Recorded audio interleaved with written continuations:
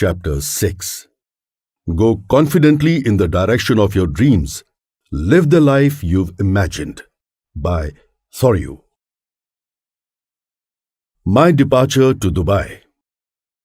It is accurately said that some secrets are hidden in the folds of time itself. While I was dreaming of moving to Dubai for a job like my father, earning wealth in a couple of years and then flaunting those riches, God had something else in mind. The seed of business was first sowed in my father's mind. A person who had been a lifelong employee, simply due to observation, that too after retirement. His fearless personality compelled him to make that idea a reality, and because of his daring, I too was automatically pulled into the business world. Baba's debut into business. Baba's service in the Air Force had benefited him, and us, in one very remarkable manner. Since people from all over India were our neighbors in the military campus, we were well used to this multilingual but integrated society. Even while working in Dubai, Baba had made many friends from varied provinces. While chatting with them, Baba realized Indians who had emigrated to Dubai for employment, especially South Indians, did not have to struggle for their food. Because in all the 4 South Indian states, the commonly eaten foods are idli, dosa, vada, rice, sambar, papad, chutneys and pickles. And the spices used for cooking are often the same. Another beneficial factor for the South Indian expatriates was that the percentage of Keralites in the immigrating Indian population to Gulf countries is significant. This Keralite community, while returning from the homeland on annual visits, had the habit of bringing the spices, chutneys and pickles as per what they enjoyed along with them and distribute them among their community members. In contrast, the North Indians, Sindhis and Maharashtrian migrant communities couldn't get a chance to procure their spices easily. Marathi people would desperately search for metkut, bhajani or modak pithi. Punjabi, Sindhi and North Indian people would search for spices, papads and pickles of their choice. There was not a single shop in Dubai which would cater to the needs of the entire Indian migrant population under one roof. My father sensed this loophole, or say, opportunity. He firmly believed that starting such a shop in Dubai would fetch a good response. There was another reason why Baba seriously pursued his idea. The construction work of the port where Baba was working as a storekeeper was completed, and thus Baba's job also came to an end. Since he had spent more than 2 decades in jobs, he was not interested in finding another job and continuing the same monotonous work. At the same time, he was reluctant to return to India. He had saved a satisfactory amount from his salary. He dared to invest the entire fund in business and set up a tiny grocery shop in a rented space in Bur, Dubai. He wisely conceived the management plan for the shop and stocked the items in demand. He christened his venture as Al-Adil Trading. Al-Adil means a good soul. The words Al-Adil in the Arabic language mean a good soul or a person who always thinks of the well-being of others. The story behind selecting these words as the title of his business is also interesting to note. Baba, every night before going to bed, would chant Pasedan, a prayer for world peace by Saint Dhaneshwar. Baba had a deep devotion for this philanthropic saint and his preaching. He wished himself to be a friendly and humanitarian person. Baba initially selected a simple and common Indian name for his business, but when he went to register it with the concerned authorities, the title was rejected. This happened a couple of times. Baba became a little worried, thinking about the fate of his brainchild. But there he got his first valuable business tip. When in Rome, do as the Romans do. It so happened that when once Baba met the concerned officer and inquired why his titles were being refuted, the officer kindly advised Baba to select an Arabic name.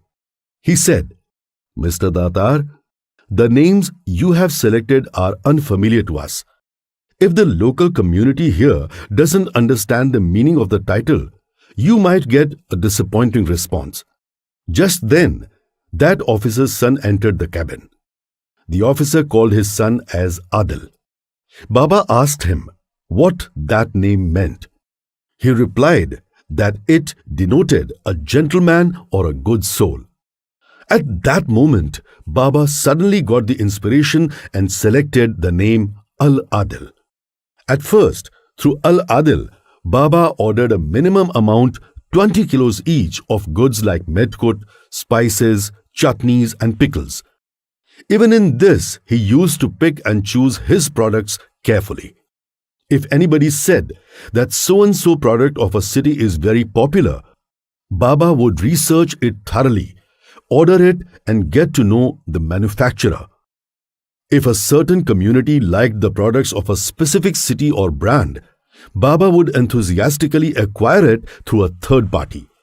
He himself would write letters directly to the manufacturers and establish a good contact with them. This provided an easy way for the expatriate Indian community to buy products from their own states.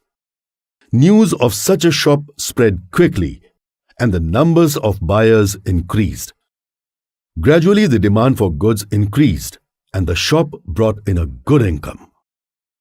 Here in Mumbai, after finishing 12th grade, I started nagging I again. "I want to go to Dubai to help Baba in his business. You must convince him," I insisted. Because my studies were incomplete, Baba opposed the notion of me going to Dubai after just finishing 12th grade. But coincidentally, the situation took such a turn of events that Baba was forced to give in. So far, he had valiantly worked as a one-man army. But as the workload increased, he started feeling the need for a reliable assistant. Instead of appointing a paid apprentice, he wanted a trusted family member so he could save the cost. Finally, though unwillingly, he assented to my requests. I had been on tenterhooks for this moment to arrive. For the past 5 years, I had told myself, one day I will go to Dubai. Now it was time to take the plunge. I almost stood on pins and needles. I had a passport at age 16. The only thing needed now was Dubai's visa. I applied for it. I anticipated that the process would take about a month. Baba had sent me the airplane ticket and detailed instructions in the accompanying letter. In those times, phone calls were expensive. Overseas calls were even more so, besides taking a long time to connect. I prepared for the journey according to Baba's advice. Suddenly, a hurdle stood in my way. The immigration officer was unsure about the legitimacy of my documents. I had written private services in the profession column of the passport, but had salesman in my visa application. Because 4 years had passed, I had forgotten to rectify this mistake. If the visa had been denied, all my carefully thought out plans and hard work would have hit the dust. Not knowing the complete immigration process, I went into panic mode. I met with several knowledgeable persons, discussed the issue at length, collected all the information and rectified my blunder. But the month had elapsed. The date of departure loomed nearer. Still, the absence of a visa had my nerves on edge. At the end, the visa fell into my hands 2 days before the flight, and with that, all my anxiety vanished. Sunday, 26th February 1984, saw Sanjay and I at the Mumbai International Airport. I produced my ticket at the Air India counter. There was a lady working at the counter. A small boy and I were the only young adults going to Dubai without our guardians. The lady was full of admiration for us. 2 children going abroad alone without the company of parents. Out of compassion for us, as a surprise gift, she upgraded the economy class reservations on our tickets to business class. I realized the value of this kind deed when I boarded the plane. The seats were very comfortable. Moreover, business class passengers received superior exclusive treatment. Excluding meals, a wide array of chocolates and cheese were offered to us. Ones that I had never seen before. The 3-hour journey from Mumbai to Dubai was truly enjoyable. I was lost in pleasant daydreams.